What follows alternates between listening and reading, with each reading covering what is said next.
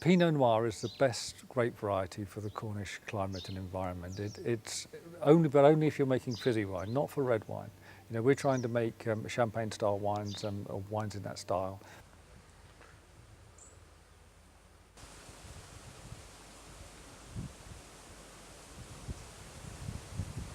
It's been incredible, the rising demand, to the point that now we have many of our trade customers on allocation, and we've had to pull out of some of the multiples because the demand here at the winery and from our local restaurants and hotels is so high that we wouldn't be able to keep that satisfied if we keep selling to supermarkets and things.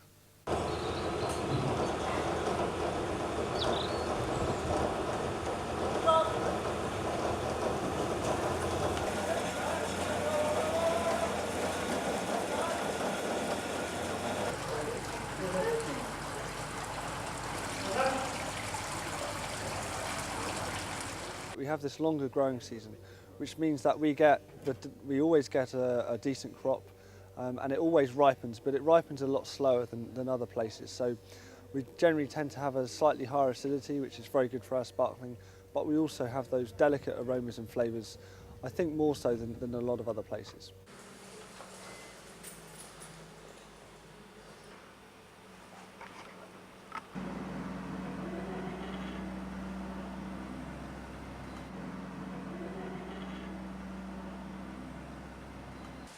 The really nice thing about it is they have their own style.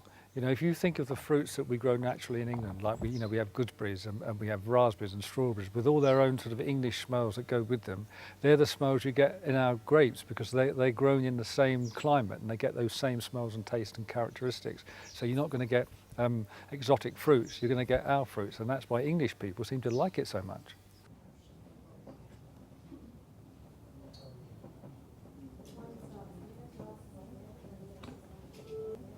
He doesn't make wines for people to sit down and to ponder the complexity of. He makes wines that are easy and enjoyable to drink. And I've always enjoyed his Camel Valley Brut, but since they produced the first vintage of the Pinot Noir Rosé, it's in a totally different class. It's ever so easy to drink, but it's got that extra touch of class that the classic grape variety, the Pinot Noir, brings it.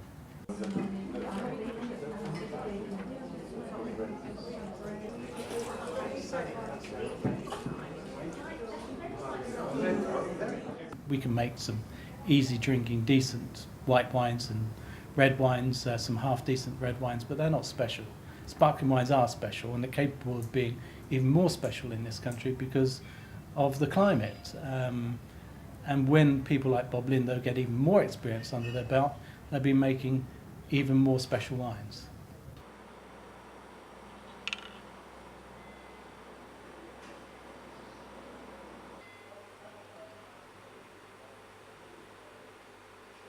I think when you want to compare the price of a wine, it's impossible, because if you wanted to compare the price of our wine, for example, with the price of a bottle of wine for France, you'd have to compare we've won a gold medal with our wine and it sells for $16.95 in the Wine Challenge.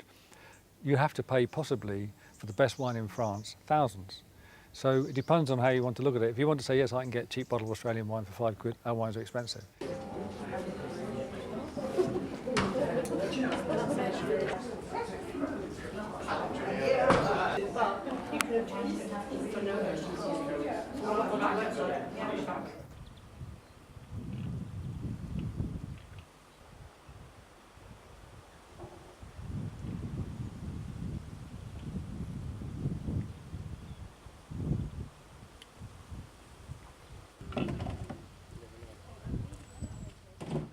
Climate change may or may not affect the future, but I can assure you it's already affected the present, because in Cornwall I would estimate it's 1 polytunnel warmer than it was 25 years ago, to the point that when we had polytunnels in the beginning, they're now being taken away because it's just too warm and too hot.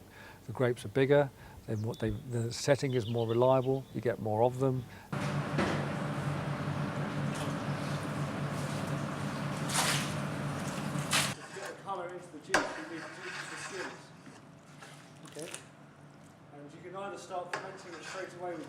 There is just no point in trying to copy another country. We want to carve our own unique style in the wine industry, and be respected for it as well.